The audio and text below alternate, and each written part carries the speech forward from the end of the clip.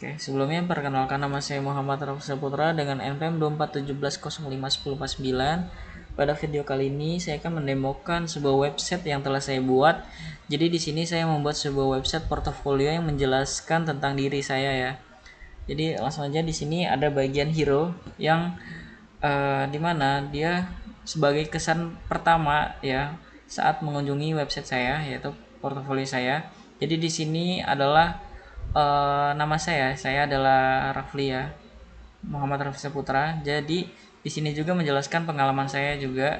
Jadi saya adalah seorang software developer web full stack dan software developer aplikasi mobile. Jadi saya punya pengalaman di bidang ini. Terus di sini juga ada CTA ya, button yang akan mendirect ke halaman contact me. Terus di sini juga ada button juga ya, CTA yang mendirect ke GitHub saya. Nah, di sini juga bisa konekkan juga ya di GitHub saya. Terus di sini ada uh, link juga ya, mendirect ke GitHub saya, ke LinkedIn saya, dan ke email saya ya. Jadi bisa berkirim pesan juga ke email saya. Terus lanjut di bagian about me, yang dimana ya menjelaskan singkat tentang diri saya ya. Jadi saya adalah seorang pengembang web dan aplikasi mobile yang berfokus pada pembuatan aplikasi yang scalable. Nah, dan juga saya mempunyai pengalaman di bidang web dan aplikasi mobile juga. Jadi saya sering menggunakan Next.js untuk pengembangan websitenya dan React Native itu untuk pengembangan aplikasi mobilenya gitu. Nah, kemudian ada beberapa teknologi atau framework atau library atau bahasa yang sering saya gunakan dalam pengembangan website ataupun mobile. Ya, contohnya seperti HTML, CSS, dan JavaScript. Nah, ini sudah awam banget ya untuk pengembangan website karena ketiga bahasa ini adalah fondasi dari pembuatan website ya. Kemudian ada React untuk library dari JavaScript ya. Kemudian ada Node.js untuk environment dari JavaScript yang bisa berjalan di sisi server. Kemudian ada Next.js ya, framework dari React. Kemudian ada Python, ada MySQL database-nya ya, Postgre juga, PostgreSQL, MongoDB ya, database NoSQL. Kemudian ada Git dan ada GitHub dan masih banyak lagi ya. Nah, di sini project yang saya miliki itu sebenarnya ada banyak. Jadi di sini tuh 5 itu yang udah saya publish ya, kurang lebih ya. Kemudian ada teknologi yang sudah saya kuasai ya, kurang lebih ada 13. Kemudian pengalaman saya di bidang website ya, itu kurang lebih 5 tahun. Kemudian kolaborasi tim ya baru saya sendiri ya, satu. Nah, di sini ada bagian footer ya. Ya, di sini juga menjelaskan singkat tentang diri saya juga ya, tentang website ini juga. Nah, di sini juga ada link ya untuk mendirect ke link GitHub, LinkedIn, dan berbalas pesan melewat email. Nah, di sini juga ada tautan cepat juga ya, mirip seperti ya ini navbar ya, tautan cepat juga. Jadi di bagian footer juga ada tautan cepat untuk mendirect ke halaman-halaman yang ada di website saya. Terus di sini juga ada lagi-lagi ada link ya untuk mendirect ke GitHub saya juga, LinkedIn, dan email. Nah, di sini ada quote singkat ya dari saya ya. Ya, quote singkat dari saya juga ada di sini. Kemudian di sini ada button untuk scroll ke atas ya. Jadi ya untuk kembali ke atas secara cepat gitu ya, bisa dibilang. Terus di sini lanjut ke halaman skill ya. Nah, kemudian di halaman skill ini ya menjelaskan beberapa skill yang saya kuasai atau bisa dibilang pengalaman saya dengan teknologi yang sering saya gunakan gitu. Ya, contohnya di web development ya. Di sini ada Next.js. Saya sering banget menggunakan Next.js untuk pengembangan websitenya. Terus ada Node.js ya. Terus ada React.js, library dari JavaScript, React Native ya, framework yang untuk pengembangan aplikasi mobile. Kemudian ada Tailwind CSS. Terus kemudian ada TypeScript ya, perluasan dari JavaScript ya, ini versi lebih ketatnya ya dari JavaScript. Kemudian ada di bagian sisi servernya ya, contohnya ya Node.js ya, environment untuk JavaScript bisa berjalan di sisi server. Kemudian ada Golang ya, Golang ini saya udah pernah menggunakan Golang, cuman nggak sering-sering banget. Terus kemudian ada Java, kemudian ada Python ya, terus ada PostgreSQL, MySQL, ada Supabase, ada MongoDB, juga ada banyak lagi ya sebenarnya yang saya sering gunakan untuk database-nya ya. Kebanyakan ya database cloud yang sering saya gunakan. Kemudian ada toolsnya ya, tools yang sering digunakan yaitu yang paling familiar yaitu ya Git ya. Kemudian ada CLI ya, REST atau HTTP API ya. Ini sebagai contohnya Postman atau Thunder ya untuk testing API-nya. Kemudian ada Firebase ya. Firebase ini tuh adalah layanan ya BaaS atau bisa dibilang backend as a service ya. Jadi dia layanan ya penyedia kayak Firestore ya, database yang real time gitu. Terus ada notifikasi real time juga, ada banyak pokoknya layanan yang disediakan oleh Firebase ini. Jadi ini powerful banget untuk digunakan, dan database juga bisa digunakan di sisi klien. Kemudian saya juga familiar dengan Firebase, Supabase ya, web server Apache, GitHub, Expo ya, framework dari React Native. Kemudian ada Git, ada Figma, desain website ya bisanya. Terus Postman ya, testing API, TypeScript, dan MongoDB, dan masih banyak lagi sebenarnya. Tapi nggak saya cantumkan di sini. Kemudian lanjut di bagian project. Nah, di bagian project ini menjelaskan beberapa project yang telah saya buat ya. Ya, contohnya di sini ada aplikasi kuis ya. Aplikasi kuis yang baru banget saya buat pada tahun 2026 ini ya, tahun sekarang. Jadi ini aplikasi ya, yang baru saya buat dan baru aja di public ya. Nah, di sini juga bisa dikunjungin. Ya, ini. Jadi ini aplikasi kuis buatan saya yang baru saya buat dan dipublish ya, udah bisa diakses juga ya. Ya ini mirip banget kayak Quizzes gitu, cuman di sini dia terintegrasi oleh AI. Jadi Quizzes itu bisa digenerate oleh AI gitu. Kemudian di sini ada aplikasi chatbotnya. Ini aplikasi chatbot yang pernah saya buat juga ya pada tahun 2025 ya. Ini juga bisa diakses. Jadi ya di sini mirip ChatGPT gitu. Bisa berbalas pesan menggunakan AI. Jadi dia mirip ChatGPT, dan juga di sini saya menyediakan API-nya. Jadi uh, sistem yang saya buat seperti ChatGPT, jadi bisa menggunakan AI-nya gitu. Jadi biasanya untuk developernya gitu. Kemudian di sini ada aplikasi yang udah saya buat juga. Di sini ada aplikasi tugasku, dan ini juga bisa diakses. Nah ya ini ya jadi pengingat tugas gitulah, ibaratnya pengingat tugas ya. Jadi kalau tugasnya itu udah mepet deadline, dia akan memberikan notifikasi. Nah ini bisa digunakan secara publik juga. Terus di sini ada SPP pembayaran. Nah ini eh, aplikasi atau project besar saya ya pada tahun 2024. Jadi pertama kali saya buat project besar ini aplikasi SPP pembayaran. Jadi di sini ya nggak saya publish karena dikhususkan untuk sekolah ya. Jadi nggak saya publish. Jadi di sini saya ada repositorinya juga di GitHub.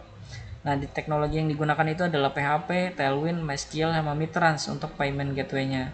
Nah, yang ketiga project ini itu menggunakan Next.js. Ya, sama ya teknologi yang digunakan. Nah, sebenarnya masih banyak lagi ya. Bisa dilihat di GitHub saya, di repositori saya. Terus di sini di bagian resume ya, perjalanan ringkasan dari pengalaman dan pendidikan saya ya. Nah, di sini saya berpengalaman di ya pada tahun 2024 ya sampai sekarang saya sering banget membuat sebuah website full stack ya. Jadi aplikasi full stack gitu ya. Saya juga freelance ya atau project based. Jadi banyak project-project yang saya buat, dan ada juga project-project dari klien yang sering saya buat juga ya. Nah, biasanya teknologi yang saya gunakan itu ya PHP, MySQL, Node.js, Next.js, Tailwind ya. Dan sampai sekarang juga saya masih ya di bagian ini. Terus tahun 2025 juga saya mencoba hal baru ya, contohnya mobile developer. Jadi saya mencoba membuat sebuah aplikasi mobile yang menggunakan React Native ya. Kenapa saya menggunakan React Native? Karena saya sering banget menggunakan React ya untuk pengembangan websitenya. Jadi untuk mengeksplor lagi itu ya nggak cukup susah gitu. Jadi lumayan mudah karena kan saya udah ada basicnya di React ya. Jadi kurang lebih mirip-mirip lah, berbasis komponen juga. Terus ada Expo untuk framework dari React-nya. Terus ada dia juga menggunakan TypeScript ya defaultnya dari React Native itu. Terus di sini saya juga pada tahun 2025 ada dapat project dari Unila, yaitu CSS Unila ya. Jadi CSS Unila itu adalah saya yang buat. Jadi salah satu developernya itu adalah saya. Jadi teknologi yang digunakan itu Next.js, Tailwind, Supabase, TypeScript sama Framework Motion ya. Gitu. Terus ini ada kurikulum vitae atau CV saya. Jadi di sini saya belum cantumkan di sini karena ya masih dalam pembuatan juga CV saya. Ya. Ya, ini S1 ilmu komputer ya jurusan saya, kampus saya Universitas Lampung. Terus lanjut di bagian contact me. Nah, di bagian contact me ya bisa juga di sini berkirim pesan lewat email saya. Jadi dia pesannya itu otomatis akan mengirimkan ke email saya ya, ke Gmail saya. Nah, di sini juga ada ya di redirect ke GitHub saya, LinkedIn dan email saya. Nah, contohnya misal saya berkirim pesan ya ke email saya misal dengan anonim ya. Misal kita kirim, nah di sini ada sending ya. Terus kalau berhasil dia akan ada notifikasi di bagian sini. Nah, ini dia bakal masuk Gmail ya. Jadi udah otomatis langsung masuk ke Gmail saya.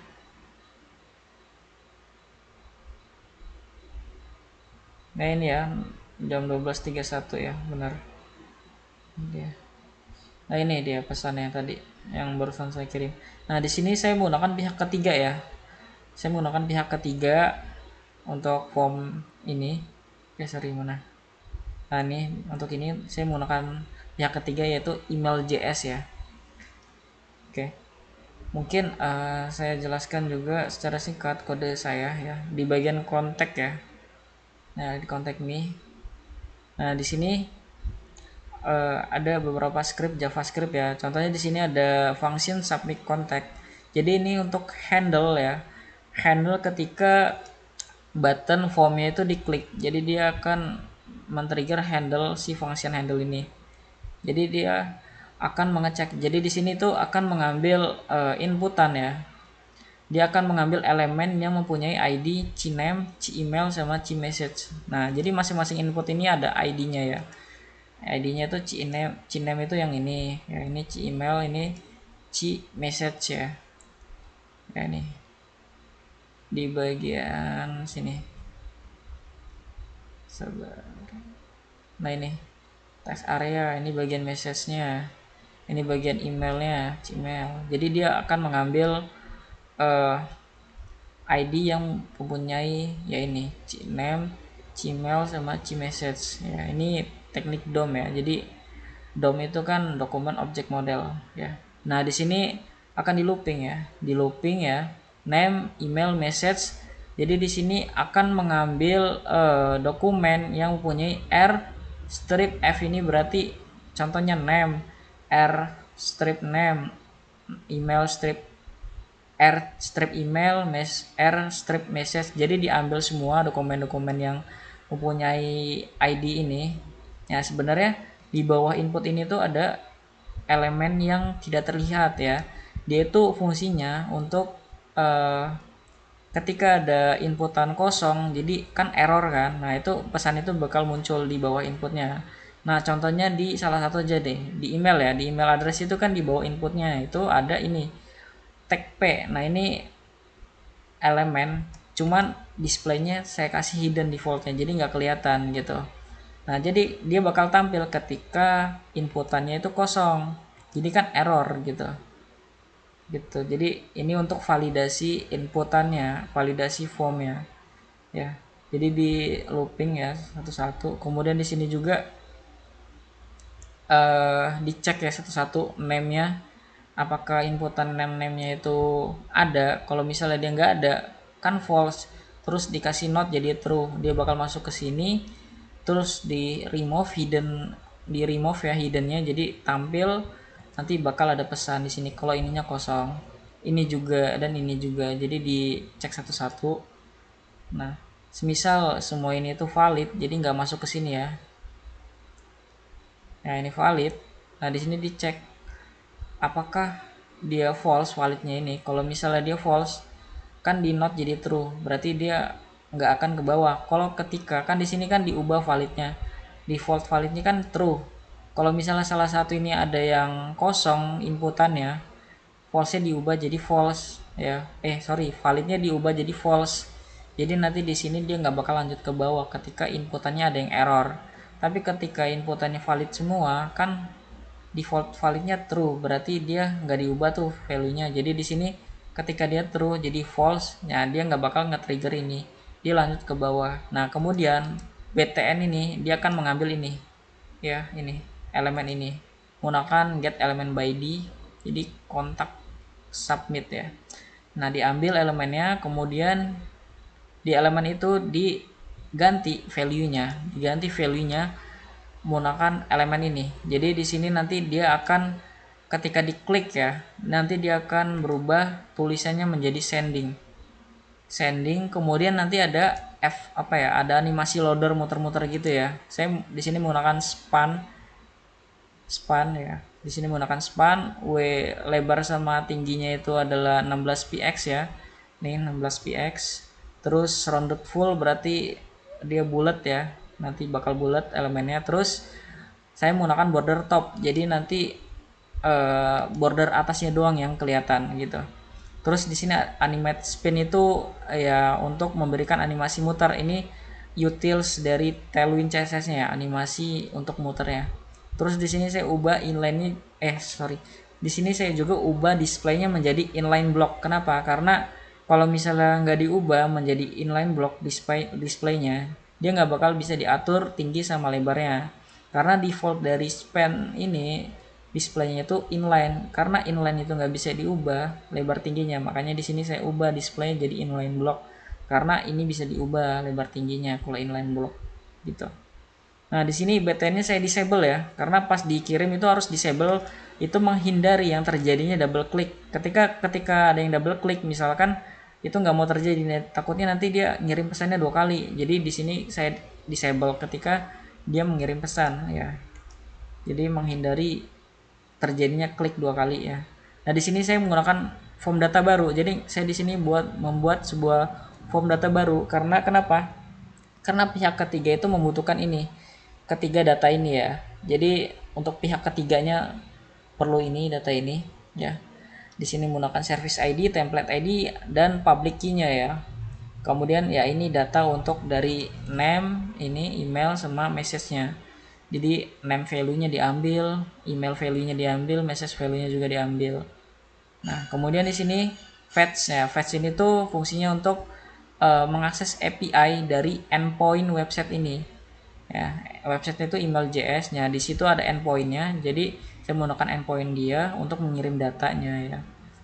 Terus di sini ketika berhasil ya, datanya berhasil, responnya berhasil dari API-nya. Nah, di sini kontak sukses diambil elemen yang mempunyai kontak sukses yang tadi ya, di sini yang di atas tadi muncul. Nah, sebenarnya di situ ada elemen, cuman saya kasih displaynya hidden, jadi nggak kelihatan dulu. Jadi dia muncul ketika di kontak sukses, hiddennya diganti dengan displaynya flex gitu. Jadi makanya muncul. Nah, kemudian di sini kayak saya kasih timeout. Nah, kenapa? Karena saya mau setelah 5 detik itu hilang ya. Jadi setelah 5 detik dia muncul langsung, terus 5 detik kemudian dia bakal hilang gitu. Makanya di sini saya menggunakan timeout gitu. Jadi dia ke-trigger, ketika dia ke-trigger 5 detik kemudian dia bakal ke-trigger yang di dalam sini. Jadi nanti yang di sini dalam sini tuh fungsinya untuk menghilangkan lagi. Jadi mengganti displaynya flag jadi hidden lagi. Jadi nanti dia akan hilang. Nah, terus di catch ini itu ketika errornya, jadi ketika misal pesannya itu gagal dikirimkan, dia bakal menampilkan pesan error di sini sama ya. Di sini dia bakal menangkap contact error ya. Nah di sini mengganti display jadi flex ya, biar tampil setelah 5 detik dihilangin lagi gitu. Dan di sini ada finally itu ya dia bakal ke-trigger apapun itu, mau dia error ataupun sukses dia bakal ke-trigger ya. Dia bakal ke-trigger. Jadi di sini saya manfaatin untuk mengganti button di sini kan masih sending ya. Jadi harus diganti ketika pesannya itu udah kekirim ya, atau ya mau dia error mau dia berhasil tetap harus diganti ya, jadi kirim pesan. Terus inputannya saya kosongin ketiganya gitu. Jadi kurang lebih seperti itu untuk penjelasan validasi form input saya ya. Ya. Jadi di sini saya menggunakan handle function submit contact. Jadi itu dipanggil di sini di on click, atribut on click ya dari elemen button ya. Ini contoh di sini. Nah ini. Jadi pas diklik nge-trigger ini gitu. Makanya di dalam function itu dijalanin. Kurang lebih seperti itu. Oke, mungkin saya jelasin juga sedikit ya. Kenapa setiap halaman itu ada animasinya ya. Ya, tuh ada animasinya gitu ya. Jadi di sini tuh saya menggunakan triknya itu saya menggunakan ini. Ya ini. Ini adalah API bawaan browser yang namanya Intersection Observer ya. Jadi ini men-trigger elemen ketika dia muncul di window-nya atau di viewport-nya. Jadi dia men-trigger ketika elemen tersebut muncul di viewport-nya, di window-nya ya, kelihatan di window-nya gini. Dia bakal ke-trigger. Nah, elemen apa yang ke-trigger? Ya ini yang kita daftarin ini ya. Jadi ketika ada elemen yang punya kelas reveal atau reveal left atau reveal right ya, kan ini di sini diambil ya, semua elemen yang memiliki kelas ini diambil terus didaftarin di sini. Reval observe didaftarin. Jadi ketika didaftarin, jadi dia bakal nge-trigger ketika elemen itu muncul di viewport. Nah, di situ saya manfaatin elemen tersebut, saya kasih kelas visible. Nah, visible itu fungsinya untuk menampilkan elemen yang tadi. Jadi makanya ada animasinya. Jadi triknya itu gini. Di bagian reveal. Nah, ini di bagian ini. Jadi elemen yang dikasih kelas ini dia akan membuat sebuah animasinya gitu. Jadi defaultnya itu opacity-nya 0 ya. Terus di sini transisinya itu dia nge-trigger ketika opacity atau transformnya itu berubah value-nya selama 0,7 detik ya. Ini jenis animasinya. Jadi di sini transform untuk reveal biasa itu dia ke bawah ya. Dia ke bawah, kata syarat Y itu kan memberikan elemen itu bergeser ke bawah selama sebesar 28 pixel. Kemudian reveal left itu menggeser elemen itu ke bagian kiri ya, min 32 px. Jadi ke kiri. Kalau ini yang ke kanan. Nah, ini ke kanan. Jadi di masing-masing elemen itu ada kelasnya. Ya, contohnya di sini, ini ada kelas reveal. Misal contohnya di bagian skill ya, bagian skill di bagian expertise. Nah, di sini. Nah, ini ada reveal. Nah, jadi default reveal tadi kan ke atas dan hilang ya. Dan hilang. Nah, di situ ketika viewportnya ketika observer intersection observernya itu ke trigger. Nah, di sini dia memberikan kelas visible. Nah, fungsinya kelas visible itu menampilkan kembali opacity-nya menjadi 1 dan transformnya dihilangin semua. Jadi entah itu mau transform translate atau scale atau rotate dihilangin semua menjadi semula. Makanya tadi tuh ada animasinya gitu. Animasi seperti ini gitu. Tuh. Jadi dia ini nih bagian yang ini. Nah, kan ini kan dia belum munculin kan atau belum nge-trigger atau belum masuk ke viewportnya. Ketika dia masuk viewport, nah baru dia menjalankan animasinya gitu. Itu fungsi dari intersection observer ya. Nah, ini fungsinya. Ini API bawaan browser gitu untuk memberikan animasi ya. Biasanya itu memberikan animasi ketika elemen itu muncul ke dalam viewportnya gitu. Ya, mungkin kurang lebih seperti itu untuk penjelasan demo website yang telah saya buat tentang ya portofolio saya gitu ya. Mungkin kurang lebihnya mohon maaf. Saya akhiri, wassalamualaikum warahmatullahi wabarakatuh.